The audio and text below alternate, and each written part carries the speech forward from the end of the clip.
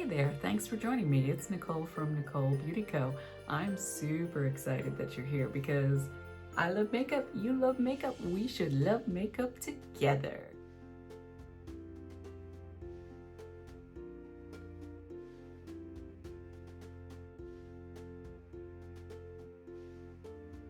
Oh my goodness, girlfriend, thanks for joining me.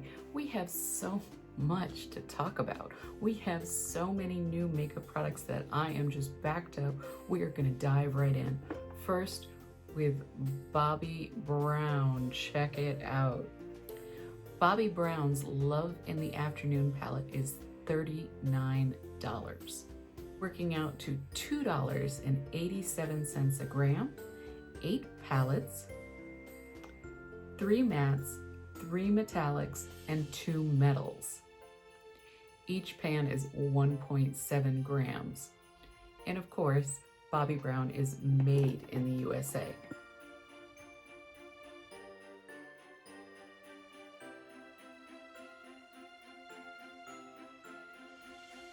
Last Dance, Burnt Umber, Cocktail Party, Gilded Rose, Chandelier Metallic, Dahlia, Love Letter, Fixed Up.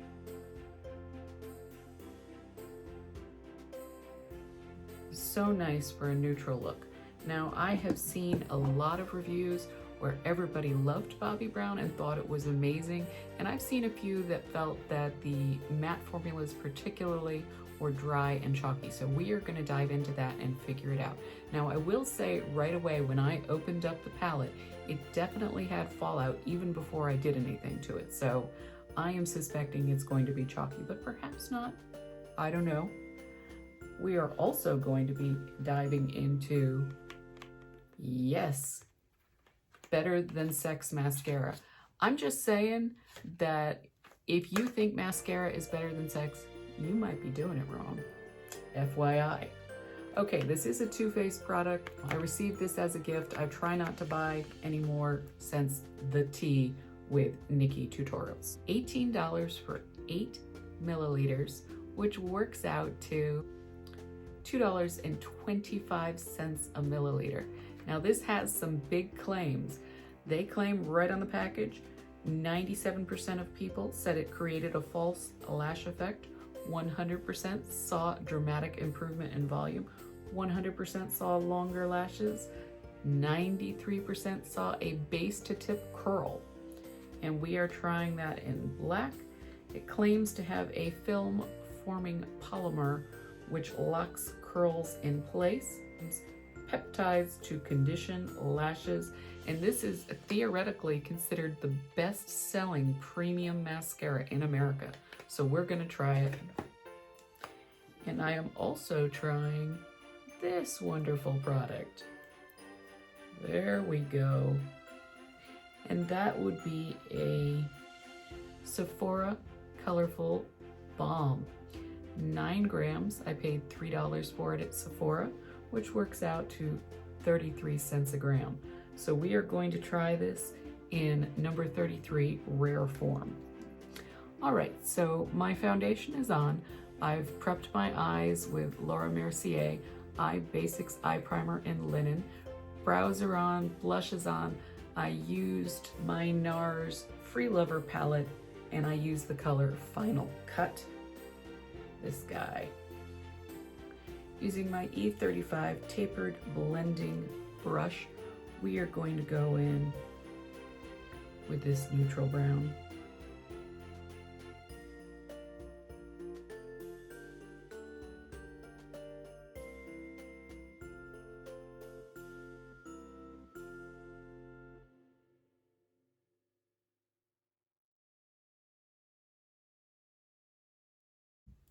Also with my E20 short shader, I'm going under the waterline of my lower lash with the same brown tone and smudging that out to the corner.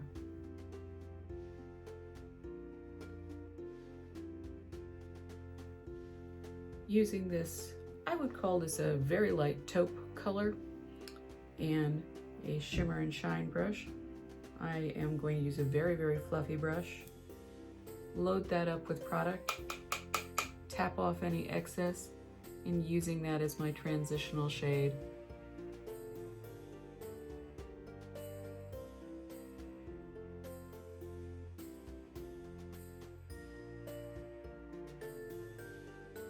Going into this metallic plum color, again with my E20.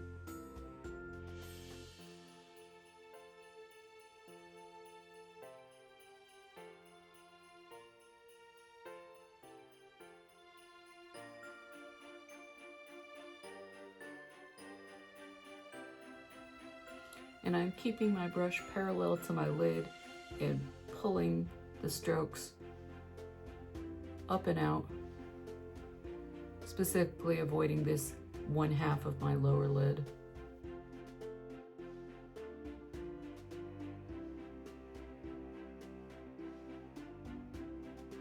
And a fluffy crease brush just to blend that out a little bit. And going in with this, call it a taupe metallic.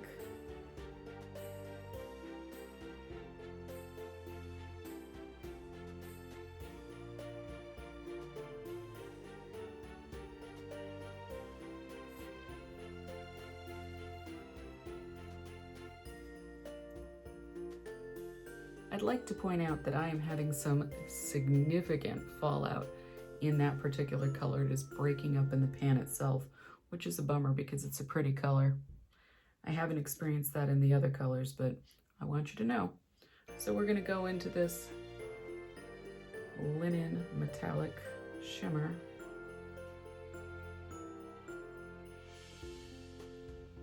We're gonna load that on the inner corner.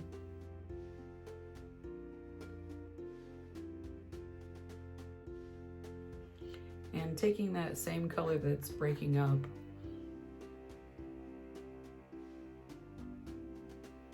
just a kiss,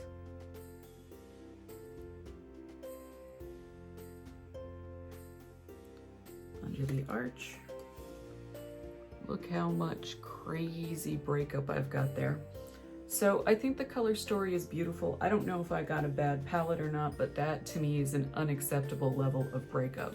So even though I think that the colors are very beautiful and I've had excellent luck with Bobbi Brown in the past, I feel that for the price, this is a thumbs down to me just because of that breakup. I feel like that is about to just fall out of the pan completely. Now, I did not find the mattes unusually dry or chalky, but I have very oily skin, so it could be that the testers that did not like that had drier skin to begin with than I do. Totally just see the damage to that particular shadow. So although I will certainly use it again because I have it and I'm not a huge believer in throwing it out and the other colors were pretty, you do have to know that I personally experienced some of the worst breakup on a mid-level makeup that I've experienced in a while. And as often the case for me with Bobbi Brown, she does not disappoint in terms of her color story.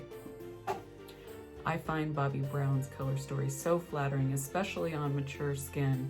If you're looking for a more wearable look, I feel like that is a really nice palette in terms of the look, with the exception of that broken up piece.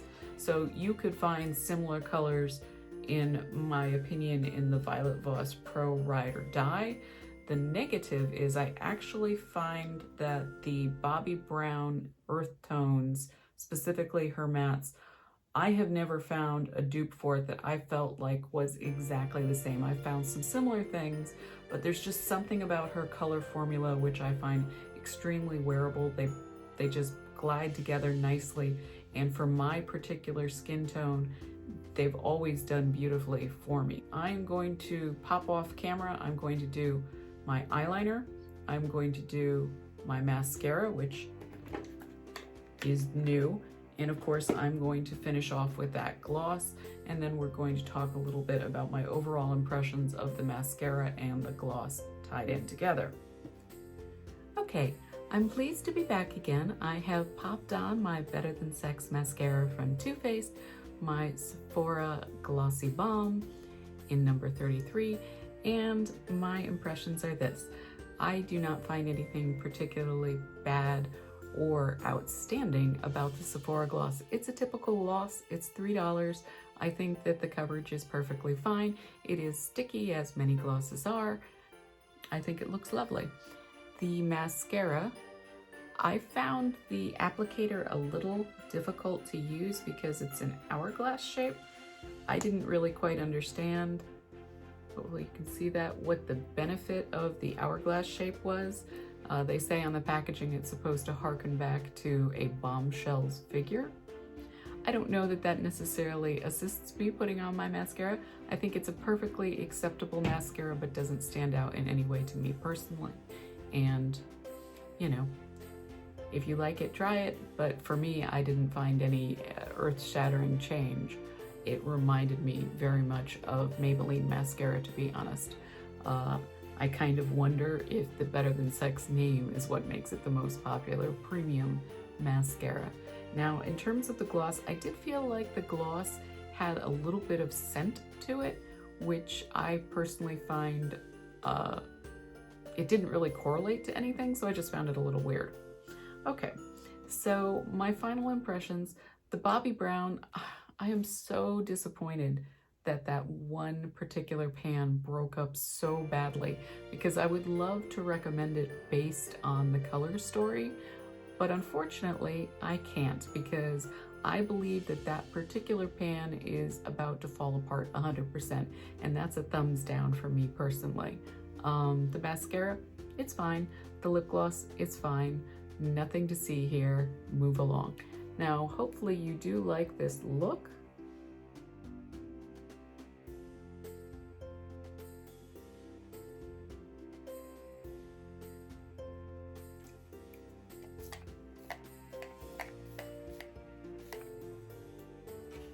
Forgot to set the face.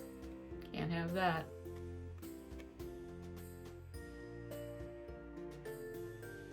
Yeah, I love Bobbi Brown shadows. I'm so sad about that. I am crushed about this, because I think the rest of the palette is great. And as a matter of fact, I don't know if this was a bad pressing or whatever, but I'm gonna continue to use this because I really like the other shadows. But I can't recommend somebody buy it just because the breakup is so bad.